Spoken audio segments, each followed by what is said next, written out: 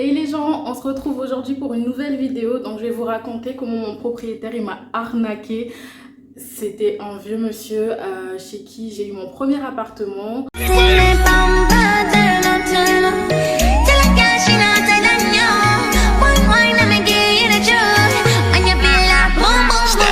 Donc on se retrouve dans la ville de Grenoble où j'ai eu mon premier appart. La visite pour l'entretien avec le proprio a été très facile à obtenir. L'appart était refait à neuf, 40 mètres carrés, pas loin de mon IUT.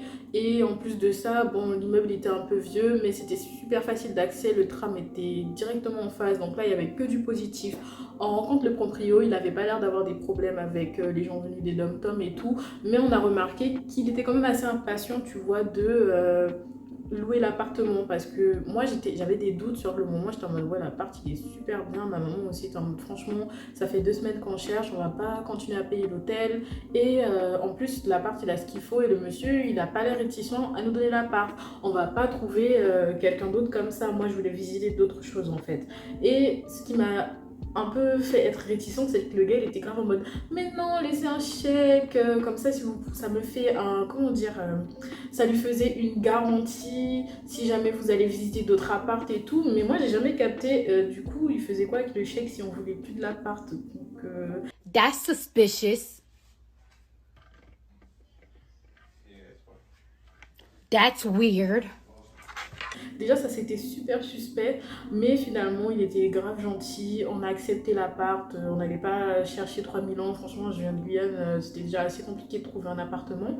Et après ça, donc, il nous emmène chez lui à 45 minutes de Grenoble, et sa femme nous accueille et on apprend en fait que sa fille c'est la vraie propriétaire en fait de l'appartement. Donc on signe les papiers, tout se passe bien, nanana. Bon, des fois ils disent des choses bizarres, mais vous connaissez les gens, nanana. Dès que tu viens des dom-tom, des Guyane, ils ont toujours des trucs bizarres à dire. Mais c'est pas grave, tu vois, c'est un vieux couple et sa fille, bon, elle, on dirait elle avait un balai coincé dans le cul quoi. Et donc on lui dit, oui, comme si on va à Grenoble pendant 2 semaines, à Paris pendant 2 semaines avant que je commence l'école. Donc lui, il nous offre 2 semaines de loyer. Retenez bien ça, il nous offre 2 semaines de loyer. Sa fille, elle n'était pas d'accord. Mais il était en mode non, mais allez-y, venez, on va dans la voiture, on a signé des papiers, je vous offre 2 semaines de loyer. Mais sa fille, elle n'était pas d'accord, et lui, il était en mode non, mais elle n'a pas le sens des affaires, vous en occupez pas, c'est moi qui gère. Alors qu'en vrai, c'était elle la vraie proprio. Mais ça, après, elle m'a jamais embêtée avec ça pendant toute l'année où j'ai occupé l'appartement. Donc l'appart, il était bien, on a dû faire vraiment le ménage parce qu'ils avaient laissé toute la poussière des travaux. Mais les seuls trucs, c'est qu'il y avait un trou dans le mur où il y avait une grille. Donc l'hiver, il faisait super froid, il y avait 2 trous. Et la chaudière faisait un bruit de malade, c'était une chaudière des années 1800. Elle te réveillait la nuit, elle te réveillait la nuit, je bague même pas. Alright, look. Et ça me coûtait super cher. À la fin, j'étais à 1000 balles et quelques de factures et tout. Franchement, j'ai galéré pour payer. Et en plus, à chaque fois, ils me refacturaient quand j'avais pas fini de facture. Quand j'avais pas fini de payer ma facture, ils me refacturaient dessus. Enfin, c'était horrible. Il y avait quelques défauts dans l'appart, mais franchement, il était refait à neuf. Donc moi, je décide de déménager vers juin comme ça parce que mes études ne me plaisent pas, la ville ne me plaît pas, et j'en ai marre. Parce que le propriétaire, il était gentil, mais vous voyez, il était manipulateur. Dans le sens où ça se voyait, il était radin. Les voisins que j'avais rencontrés nous disaient qu'il était radin parce que c'était un vieil immeuble. Donc le monsieur, ça fait longtemps qu'il était dans l'immobilier. Et les voisins me disaient qu'il était radin. Dès qu'il y avait un truc à changer, à réparer, il devait faire des mains et des pieds. Il essayait d'avoir un contact dans son village pour que ça coûte moins cher. Du coup, il te laissait des jours en plan. Et aussi, comment dire, il venait en mode ouais, je vous emmenais une galette, je vous emmenais du pain, blablabla. Mais il voulait juste rentrer dans l'appart. Vous ne vous laissez jamais faire parce qu'ils aiment trop faire ça. Rentrer dans l'appartement pour voir, etc. Moi, j'avais une cuisine, tu vois, et j'avais une grande chambre de 17 mètres carrés, donc ça pouvait faire chambre-salon. Et je me disais, mais pourquoi, genre, il y avait ma tante et ma cousine à ce moment-là, et ma tante et ma cousine étaient en mode, mais pourquoi vous voulez aller dans la chambre, c'est privé, il y a nos affaires, on est 3 femmes, vous n'allez pas dans la chambre, etc. Il était en mode, ah non, mais je vais aller voir si tout se passait bien, vous laissez pas faire, c'est chez vous maintenant. Faites ami avec vos proprios, mais il y a des limites, franchement. Gardez juste un bon terme. Parce que si vous êtes trop mélangés, ils vont vous la mettre à l'envers, ou sinon ils vont toujours profiter pour regarder, faire des bails bizarres, enfin bref. Et Donc je déménage et du coup il faut faire la fameuse état des lieux. Donc je le fais avec sa fille et son mari l'avait accompagnée parce que c'est elle la proprio. Et vous avez une barre en fait, bon état, enfin état neuf, bon état, état bien, délabré, très délabré, horrible quoi. En gros c'est ça l'échelle où vous faites votre état des lieux sur chaque pièce, etc. Et elle essayait à tout prix de mettre le plus bas possible. Genre elle me disait ouais vous avez fait des taches sur les murs. Je fais 1,60 m, ton mur il fait 3 mètres. Comment je fais des taches sur ton mur en fait? Explique-moi. C'était... Et puis c'est pas comme si genre je faisais de la friture ou quoi. Enfin, comment tu veux que je fasse une tache sur le mur? Sur le plafond? Dans une chambre, c'est franchement, oui, c'était des trucs impossibles. Et moi, j'avais pas fait le ménage en fait avant de faire l'état des lieux parce que j'étais toujours en train de déménager. Ça servait strictement à rien que je commence à passer balai, serpillière. Donc, il y avait des taches, c'était un parquet gris clair. Donc, elle me disait que ouais, j'avais abîmé le parquet, ça allait jamais sortir. Et malgré que je lui montrais que ça partait, elle me fait ouais, mais comme si tout est pas propre, je peux pas vérifier. Donc, elle me mettait pas trop bon, quoi, en gros. Et donc, je te demande, bon, oui, en même temps, c'est pas très bon et tout. Mais dans ma tête, bête que je suis, j'oublie que c'est l'état des lieux. Donc, même si je nettoie après, en fait, c'est cet état des lieux qui va rester. Et s'ils veulent la caution, etc., c'est ça qu'ils vont utiliser. Et franchement, j'étais tellement bête aussi, mais j'étais ailleurs. J'avais juste envie de partir et tout. Donc, moi, j'étais en mode, ah oui, si vous voulez. Elle me fait, ah oui, il y a une petite tache sur le mur. Je fais, non, mais c'est bon, la table, elle a frotté un peu. De toute façon, je vais nettoyer avant de partir. Voilà, ou sinon, je vais remettre un petit coup de peinture. Enfin, c'est pas la mort. Mais elle trouvait mille et une excuses pour dire que j'avais tout sali, que rien n'était bon. Enfin bon, c'était insupportable quoi.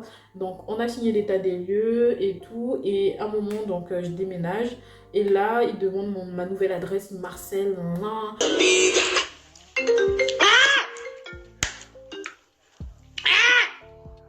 Et dans ma tête, je suis en mode, mais il faut arrêter en fait. Je suis toujours SDF, les gars. Je suis SDF. Je suis littéralement en train d'habiter dans un Airbnb en ce moment. Donc, faut pas m'embêter. Moi, je les harcèle après pour dire, bah, du coup, ma caution, en fait, ça commence à faire 2 semaines et tout et tout. On en est où? Parce que je les avais appelés, je leur avais envoyé un mail. Et après, ils m'ont envoyé un mail. Comment osez-vous demander la caution?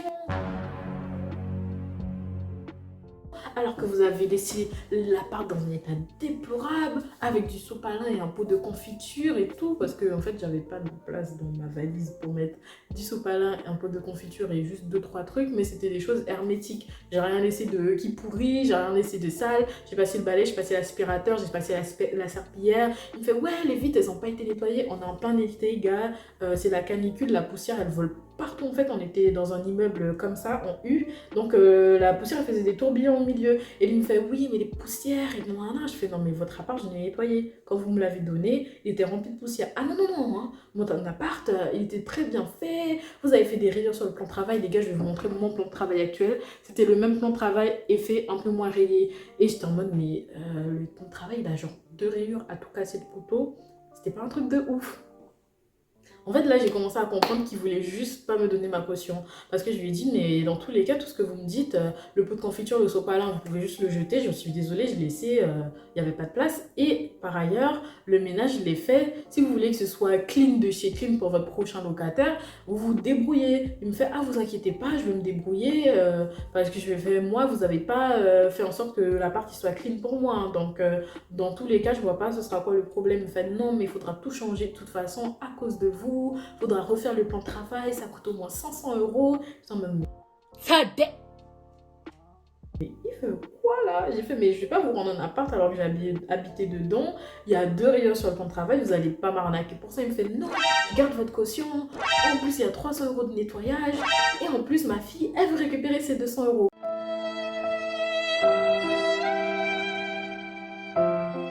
Moi, je suis là, mais quel 200 €? Les fameux 200 € des 2 semaines offertes, vu qu'en gros ça faisait 250 € au prorata pour les 2 semaines de loyer offert. Et là il a retourné sa veste d'une façon magique. J'étais en mode non, vous me les avez offerts. Il me fait ah bon, où ça? Et j'étais en mode non, j'ai pas de preuve écrite, j'ai pas de fucking preuve écrite. Et franchement, ne faites jamais ça. Toujours des preuves écrites. Quand vous avez un problème, vous appelez, vous envoyez un mail. Toujours vous appelez, vous envoyez un mail pour prouver que, parce que comment on dit encore, ils voulaient que récupérer la caution. Et moi je me suis dit, il va pas me redonner ma caution. Parce que mon père, il m'avait dit de pas payer le dernier loyer et je l'ai pas écouté en fait. J'étais en mode, mais non, papa, il est trop gentil le monsieur, tu vois bien comment il m'a aidé, alors que, enfin, rien de ouf, hein, on correspondait aux critères, le dossier il était bon, j'ai payé mon loyer, etc. Mais lui, il me l'a mis à l'envers, 300 € de nettoyage pour un appart de 40 mètres carrés, on va la refaire. Un plan de travail à 500 € pour 2 rayures, on va la refaire aussi. Et en gros, à chaque fois, en fait, il trouvait une nouvelle excuse pour pas me donner la caution et il marcelait pour que je lui donne mon nouvelle adresse parce que vous savez, après, il faut envoyer la nouvelle adresse pour qu'ils vous envoient la taxe d'habitation. Sinon, en gros, sinon ça risque d'être eux qui payent, je crois. Mais je me disais, mais en fait, il veut vraiment pas me rendre ma caution. And you wanna know what else is funny? Et là, j'ai commencé à capter que ça allait être compliqué en fait de me défendre parce que j'étais rentrée en Guyane, j'avais pas de preuves, photos, etc. J'avais accepté l'état des lieux. Donc pour les 250 € du loyer, j'étais en mode frère, garde ton argent. De toute façon, c'était déjà à toi. Et pour le plan de travail, j'ai jamais payé les 500 € en plus parce que lui, c'était un arnaqueur. Il connaissait tout le monde dans son petit village. Ça fait super longtemps qu'il était dans l'immobilier. Donc je savais déjà que c'était un truc qu'il avait fait, genre faux papier, tu vois, pour surfacturer. Même le ménage, c'est impossible que tu me fasses le ménage à 300 balles juste pour nettoyer 2 vitres et un sol. Enfin, même si tu voulais tout nettoyer, enfin, il y avait aucun sens. Donc moi, j'ai abandonné, ça m'a saoulée. Et ça m'a grave foutu dans la merde financièrement parce que mon appart actuel, je l'ai eu avec une agence, ça s'est bien passé, mais les agences, il faut payer les frais de dossier. Et c'était la valeur de la caution qui m'avait prise. Et aussi, du coup, j'avais plus de caution et je devais en plus payer des frais de dossier. Donc, ça me faisait déjà un peu près de 1000 € à payer et que j'avais pas dans ma poche à ce moment-là. Donc, j'espère que ça vous a servi de leçon. Ne faites pas comme moi. Gardez vos preuves quand vous aménagez. Prenez des photos. Quand vous partez, prenez des photos. Lisez bien votre contrat. Et des fois, c'est vrai qu'on fait pas attention, mais il y a certaines choses dans un appartement dont on doit s'occuper en fait pour qu'il reste en bon état. Après, je sais que c'est pas forcément facile, etc. et tout, mais faites de votre mieux. Et surtout, ne vous laissez pas faire par ce genre de proprio. J'avais appelé tout ce qui était bref. Je sais même plus comment on appelle le truc, l'organisme qu'on appelle quand on a un problème entre colocataire et proprio. Mais eux aussi m'avaient dit, mais vous n'avez pas pris de photos, etc. Ça va être compliqué. Donc voilà, faites bien attention à vous. Ciao! I want to tell the people out there that thank you for supporting me. And if you don't,